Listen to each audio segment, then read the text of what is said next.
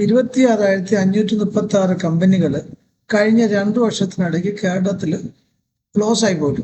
ഇത് ഇന്റർനെറ്റിൽ അവൈലബിൾ ആയിട്ടുള്ള ഡേറ്റയാണ്. നമ്മൾക്ക് ഇതിന്റെ ഡീറ്റെയിൽസിലേക്ക് പോയി കഴിഞ്ഞാൽ ഒത്തിരി സെഗ്മെന്റ്സിൽ ഇതിന്റെ എക്സ്പ്ലനേഷൻസ് കിടപ്പുണ്ട്. MSME സെക്ടറിൽ നിന്ന് മാത്രം കഴിഞ്ഞ 9 വർഷത്തിനിടയ്ക്ക് ഏകദേശം 42,000 കമ്പനികൾ ക്ലോസ് ആയി പോയിട്ടുണ്ട്. ഇതൊക്കെ രജിസ്റ്റേർഡ് കമ്പനികളുടെ എണ്ണം മാത്രമാണ് ഞാൻ പറയുന്നത്.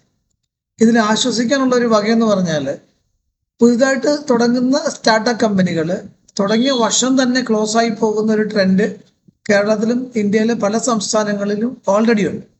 ആവറേജ് ഇന്ത്യയിൽ 100 കമ്പനി സ്റ്റാർട്ട് ചെയ്ത് കഴിഞ്ഞാൽ അല്ലെ 100%-ൽ 30% കമ്പനികൾ ആദ്യത്തെ വർഷം തന്നെ ക്ലോസ് ആയി പോകുന്നു. ഇതാണ് നാഷണൽ ആവറേജ് എന്ന് പറഞ്ഞു കഴിഞ്ഞാൽ. പുതുതായിട്ട് തുടങ്ങുന്ന കമ്പനികളിൽ 30% ആ വർഷം തന്നെ ക്ലോസ് ആയി പോകുന്നുണ്ട്. കേരളത്തിന്റെ ആവറേജ് നോക്കിക്കഴിഞ്ഞാൽ ഇത് വളരെ കുറവാണ് അതുമായിട്ട് കമ്പയർ ചെയ്യുമ്പോൾ.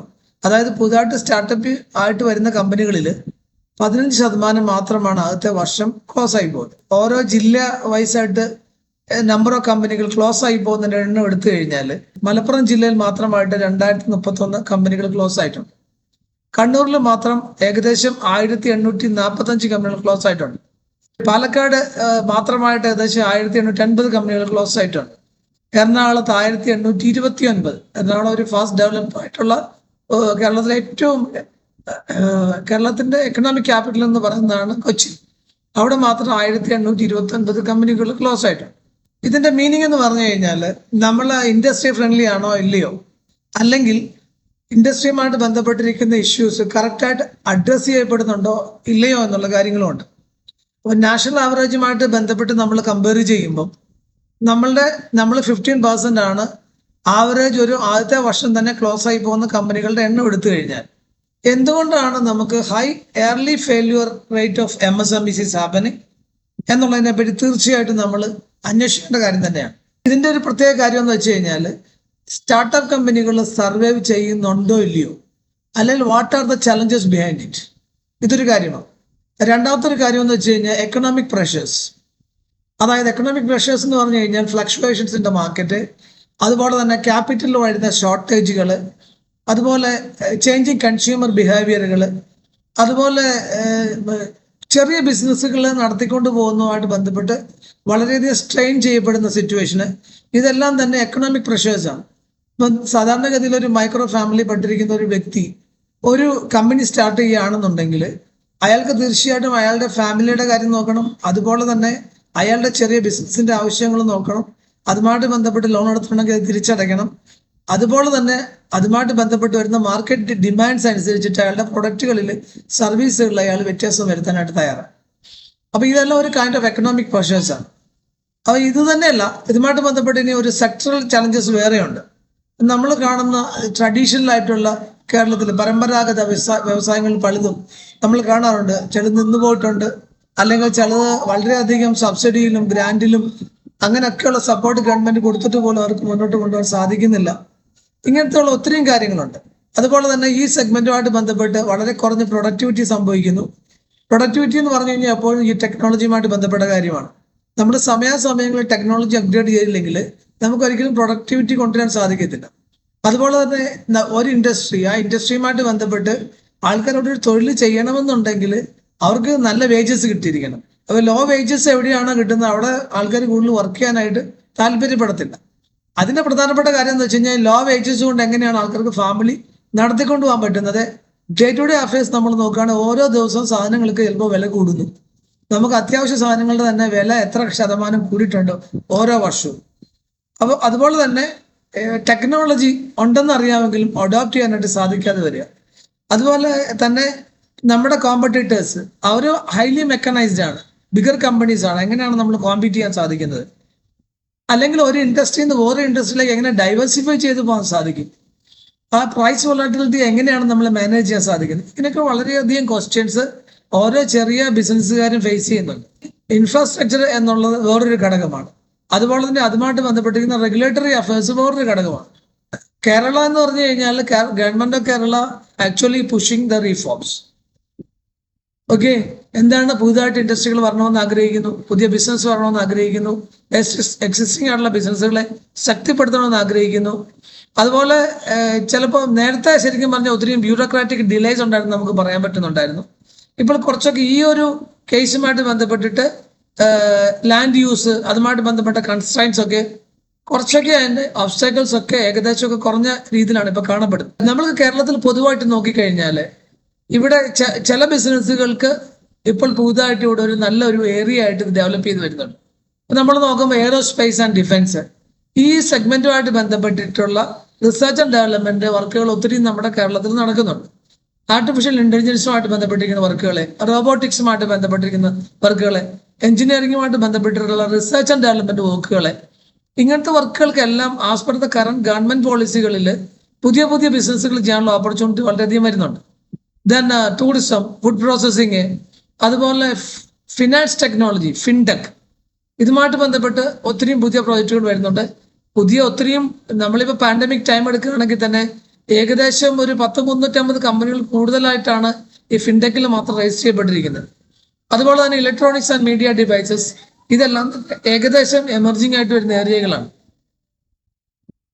എന്താണ് നമ്മൾക്കിവിടെ ഇൻഫ്രാസ്ട്രക്ചർ, കേരളത്തിന്റെ മൊത്തം ഇൻഫ്രാസ്ട്രക്ചറുമായിട്ട് ബന്ധപ്പെട്ട് നോക്കുകയാണ്. സേട്ടൻ ഏരിയകളിൽ അതുമായിട്ട് ബന്ധപ്പെട്ട് ഇൻഡസ്ട്രിയൽ പാർക്കുകൾ വരുന്നുണ്ട്. ഇപ്പം അദാനിയുടെ ലോജിസ്റ്റിക്സ് പാർക്ക് കളമശ്ശേരി വരുന്നത്, അതുപോലെ തന്നെ ഗവൺമെന്റ് ലാൻഡ് റീപർപ്പസ് ചെയ്യാനായിട്ടുള്ള ലോ വരുന്നത്, അത് പ്രൈവറ്റ് ഇൻഡസ്ട്രിയൽ പാർക്കുകൾ വരുന്നത്, Palakkad smart city, industrial smart city വരുന്നുണ്ട്.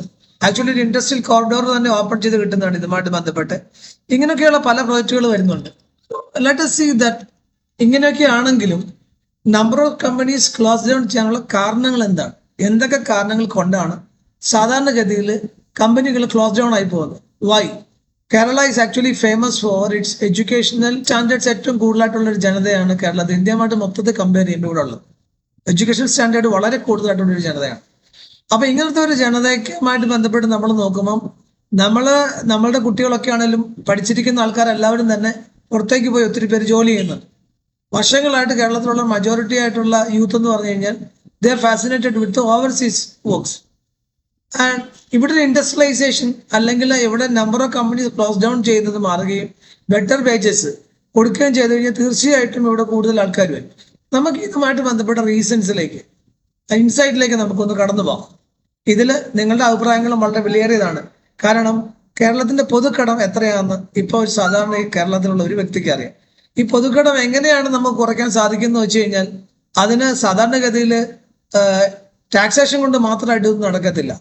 ടാക്സേഷൻ എന്ന് പറഞ്ഞു കഴിഞ്ഞാൽ അതായത് ഇൻഡിവിജ്വൽസിന്റെ സാലറികളിൽ നിന്ന് കിട്ടുന്ന ടാക്സ്, അല്ലെങ്കിൽ ബിസിനസ്സുകാരുമായിട്ട് ബന്ധപ്പെട്ടിരിക്കുന്ന ടാക്സ്, ഇതുകൊണ്ടൊന്നും മാത്രം നമുക്ക് സർവൈവ് ചെയ്യാൻ പറ്റുന്നത്. Industrialisation is only one mode. അപ്പൊ ഏതൊക്കെ രീതിയിൽ നമുക്കൊരു ഇൻഡസ്ട്രിയലൈസേഷനിലേക്ക് പോകാൻ സാധിക്കും ഇവിടെ എന്നുള്ളതാണ് ഞാൻ ഇന്ന് പറയാൻ ഉദ്ദേശിക്കുന്നതിന്റെ ഒരു ഇൻസൈറ്റ്. സാധാരണഗതിയിൽ പുതിയൊരു ബിസിനസ് സ്റ്റാർട്ട് ചെയ്യുന്ന ഒരു വ്യക്തി ഏറ്റവും ആവശ്യകതയുള്ള ഒരു കാര്യമാണ് അത് തുടങ്ങാൻ ആവശ്യമായിട്ടുള്ള മുതൽ മുടക്ക്. എത്ര രൂപയാണ് നിങ്ങൾ ഒരു ബിസിനസിന്റെ ക്യാപിറ്റൽ ഇൻവെസ്റ്റ്മെന്റ് ആയിട്ട് ബജറ്റ് ചെയ്യുന്നത്? അതെങ്ങനെയാണ് നിങ്ങൾ സോഴ്സ് ചെയ്യുന്നത്? ഇങ്ങനെ ക്യാപിറ്റൽ ഇൻവെസ്റ്റ്മെന്റ് നിങ്ങൾക്ക് കറക്റ്റായിട്ട് കിട്ടുന്നില്ല എന്നുണ്ടെങ്കിൽ നിങ്ങൾക്ക് ശരിയായ രീതിയിൽ ആ ബിസിനസ് തുടങ്ങാൻ സാധിക്കുന്നില്ല. കേരളത്തില് ഞാൻ കഴിഞ്ഞൊരു വീഡിയോയിൽ പറഞ്ഞിരുന്നു, കേരളത്തില് ഏകദേശം 26,400 കമ്പനികൾ ഒരു 2 വർഷത്തിനിടയ്ക്ക് ക്ലോസ് ആയി പോയിട്ടുണ്ട്. ഈ കമ്പനികളിൽ പല ആൾക്കാർക്കും ബിസിനസ് ലോണുകളുള്ള ആൾക്കാർ തന്നെയാണ്. അവർ ക്യാപിറ്റൽ ഇൻവെസ്റ്റ്മെന്റ് ചെയ്യാത്ത കമ്പനികളല്ല, ചെയ്തിട്ടുള്ള കമ്പനികളാണ്. കമ്പനി രജിസ്ട്രേഷൻ ഉള്ളതുകൊണ്ടാണ് ഇവർ ക്ലോസ് ആയപ്പോൾ ലിസ്റ്റിൽ വന്നത്. ഞാൻ ഇന്ന് നിങ്ങളുടെ മുൻപിൽ വെക്കുന്ന ഒരു ചോദ്യം എന്ന് പറഞ്ഞു കഴിഞ്ഞാൽ ഏതൊക്കെ രീതിയിൽ നഷ്ടപ്പെടാൻ സാധ്യതയുള്ള കമ്പനികളെ നമുക്ക് തിരിച്ചു കൊണ്ടുവരാൻ സാധിക്കും? എന്താണ് ഈ പ്രധാനമായിട്ട് ഈ ചോദിക്കുന്ന ചോദ്യത്തിന്റെ ഉദ്ദേശം എന്ന് പറഞ്ഞാൽ സാധാരണഗതിയിൽ ഒരു കമ്പനി ക്ലോസ് ആകുന്ന സമയത്ത് അത് പുതിയ കമ്പനി ആയിക്കോട്ടെ പഴയ കമ്പനി ആയിക്കോട്ടെ, because of n number of reasons ഒരു കമ്പനി ക്ലോസ് ചെയ്യപ്പെടും. ഇത് ക്ലോസ് ചെയ്യുന്ന സമയത്ത് ഏറ്റവും കൂടുതൽ ഫേസ് ചെയ്യുന്ന ഒരു കാര്യം അതിന്റെ ഫൗണ്ടർ അല്ലെ അതിന്റെ ഡയറക്ടേഴ്സ്, ഓണ്ടർപ്രണേഴ്സ് ഓൾ ടുഗദർ നമുക്ക് പറയാൻ സാധിക്കും. അവർ ഫേസ് ചെയ്യുന്ന ഏറ്റവും വലിയൊരു റീസൺ എന്ന് പറഞ്ഞു കഴിഞ്ഞാൽ, ഒരു ചലഞ്ച് എന്ന് പറഞ്ഞു കഴിഞ്ഞാൽ, ഒന്ന് ഈ സിറ്റുവേഷനെ സ്വയം കൺവിൻസ് ചെയ്യാനായിട്ട് എത്ര ശതമാനം തയ്യാറാകും. അതുകൂടാതെ പല ആൾക്കാർക്കും സ്വന്തം ഫാമിലിയിലുള്ള ആൾക്കാരോ ഫ്രണ്ട്സോ അവരുടെ ബാങ്കേഴ്സോ അവരെ കമ്പനി തുടങ്ങുന്ന സമയത്ത് സഹായിച്ചിരുന്ന ആൾക്കാർ ആരൊക്കെ ആയിക്കോട്ടെ. പല ഏജൻസികളും പല ആൾക്കാരും ഒരു കമ്പനി പുതുതായിട്ട് ഒരു ബ്രാൻഡ് മാർക്കറ്റിലേക്ക് വരുമ്പോൾ അവർ സപ്പോർട്ട് ചെയ്യും. ഇങ്ങനത്തെ ആൾക്കാർ ആരും തന്നെ ഇവരുടെ കൂടെ ഉണ്ടാകത്തില്ല. അപ്പം ഒന്ന്, നേരത്തെ സഹായിച്ച ഏജൻസികൾ ഇപ്പോൾ സർവീസ് തരാനായിട്ട് വിസമ്മതിക്കുന്നു. അവർ നിങ്ങളുടെ മേൽ റിസ്ക് എടുക്കാൻ അവർ താല്പര്യപ്പെടുന്നില്ല. രണ്ടാമത്തെ കാര്യം, friends and relatives including your സ്പോസ് ആയിട്ടുള്ള ആൾക്കാർ പോലും നിങ്ങളുടെ ബിസിനസ്സിൽ കോൺഫിഡൻസ് ഇല്ലാതെ വരും. അപ്പോൾ അങ്ങനെ വരുന്ന സിറ്റുവേഷനിൽ ആൾക്കാർ ഏറ്റവും കൂടുതൽ ഫേസ് ചെയ്യുന്നത് വെച്ച് കഴിഞ്ഞാൽ ഒരു ഒറ്റപ്പെടൽ ഫേസ്. ഈ ഒറ്റപ്പെടലിനെ എങ്ങനെയാണ് നിങ്ങൾ ഓവർകം ചെയ്യുന്നത്? ഈ ഓവർകം ചെയ്യാനായിട്ട് ആൾക്കാർ എന്താ സാധാരണ ചെയ്യുന്നത്? ബിസിനസ് ലോസ് ആകുന്ന സമയത്ത് അവർ കൂടുതൽ ട്രെയിനിങ് പ്രോഗ്രാമുകളിൽ അറ്റൻഡ് ചെയ്യും. അല്ലാന്നുണ്ടെങ്കിൽ സെൽഫായിട്ടുള്ള റിക്കവറിക്ക് വേണ്ടി ശ്രമിക്കും. പല ആൾക്കാർക്കും കടം എടുത്തു കഴിഞ്ഞിട്ട് ഈ കടം തിരിച്ചടയ്ക്കുന്ന സമയത്താണ് എത്ര കണ്ടാണ് അതിന് ഇൻട്രസ്റ്റ് വന്നിരിക്കുന്നത്. നമ്മളൊരു ബാങ്കിൽ നിന്ന് ഒരു ഓഡി എടുക്കുന്ന സമയത്ത് ബാങ്ക് പറയുന്നത് നമ്മളോട് ഓഡിയുടെ ഇൻട്രസ്റ്റ് അടയ്ക്കാൻ വേണ്ടിയിട്ടാണ് പറയാം. അപ്പോൾ നമ്മളത് ഇൻട്രസ്റ്റ് അടയ്ക്കുമ്പോൾ നമ്മളെ സംബന്ധിച്ച് വളരെ ഈസി ആയിട്ടുള്ളൊരു കാര്യമാണ്. അത്രയധികം വലിയൊരു എമൗണ്ട് നമ്മുടെ ബിസിനസ്സിൽ നല്ല രീതിയിൽ നമുക്ക് വിനിയോഗിക്കാൻ സാധിക്കും. അല്ലെങ്കിൽ നമ്മളൊരു ടേം ലോൺ ആണെങ്കിൽ നമ്മൾ ഇൻട്രസ്റ്റ് അപ്പോൾ തന്നെ ആ നമ്മൾ എടുത്തിരിക്കുന്ന ബേസിക്കായിട്ട് എടുത്തിരിക്കുന്ന മൂലധനത്തിനൊരു എമൗണ്ട് കൂടി അതിനോടൊപ്പം തന്നെ അടഞ്ഞു പോകും. അപ്പം ഇതുകൊണ്ട് പല ടൈപ്പിലുള്ള ലോണുകൾ ഓൾറെഡി മാർക്കറ്റിൽ അവൈലബിൾ ആണ്. പല രീതിയിൽ ചെയ്യാൻ പറ്റും. അപ്പം ഇതൊക്കെ ചെയ്യാൻ സാധിക്കാത്ത അവസരത്തിലാണ് ആ ബിസിനസ് ക്ലോസ് ആയി പോയി എന്നുള്ളത്, അല്ലെങ്കിൽ അതിനെ റിക്കവർ ചെയ്യാൻ പറ്റാത്ത രീതിയിലേക്ക് പോകുന്നു എന്ന് വരും. അപ്പം ഇങ്ങനെ വരുന്ന ഒരു അവസരത്തിൽ പലപ്പോഴും ഞാൻ കാണാറുള്ളത് ഓൺടർപ്രണേഴ്സ് ആയിട്ടുള്ള ആൾക്കാർ പലപ്പോഴും വളരെ എലോണാണ്. അവർക്ക് ഡിപ്പെൻഡ് ചെയ്യാനായിട്ടുള്ള ഏജൻസികൾ കുറവാണ്. അവരെ സപ്പോർട്ട് ചെയ്യുന്ന ആൾക്കാർ വളരെ കുറവാണ്. പല കേസിലും ആൾക്കാർക്ക് ബിസിനസ് ക്ലോസ് ഡൗൺ ചെയ്യുകയും പല ആൾക്കാരും തിരിച്ച് ജോലിയിലേക്ക് കയറുകയും ചില ആൾക്കാർ ബിസിനസ്സുമായിട്ട് ബന്ധപ്പെട്ടിരിക്കുന്ന ആക്ടിവിറ്റീസ് തന്നെ നിർത്തി എനിക്കിനി ജീവിതത്തിൽ ബിസിനസ് വേണ്ടാൻ തീരുമാനിക്കുകയും ചെയ്യുന്ന സാഹചര്യമാണ്. വളരെ ചുരുക്കം ചില ആൾക്കാർ എല്ലാം തന്നെ അവസാനിപ്പിക്കാനായിട്ട് തീരുമാനിക്കും. അപ്പം ഇങ്ങനെ വരുന്ന ആൾക്കാരെ എങ്ങനെ നമുക്ക് തിരിച്ച് ബിസിനസ്സിലേക്ക് കൊണ്ടുവരാൻ സാധിക്കും? അല്ലാന്നുണ്ടെങ്കിൽ നിയമപരമായിട്ട് നമ്മളുടെ നാട്ടിൽ തന്നെ ഇങ്ങനെ വരുന്ന കമ്പനികളെ റിക്കവർ ചെയ്യാനായിട്ട് രജിസ്റ്റർ കമ്പനീസിനടക്കം പോളിസികളുണ്ട്. ഗവൺമെന്റ് ഓഫ് ഇന്ത്യക്ക് പോളിസികളുണ്ട്. അപ്പം ഏതെങ്കിലും രീതിയിൽ റിവൈവ് ചെയ്യാനായിട്ട് സാധിക്കൂ.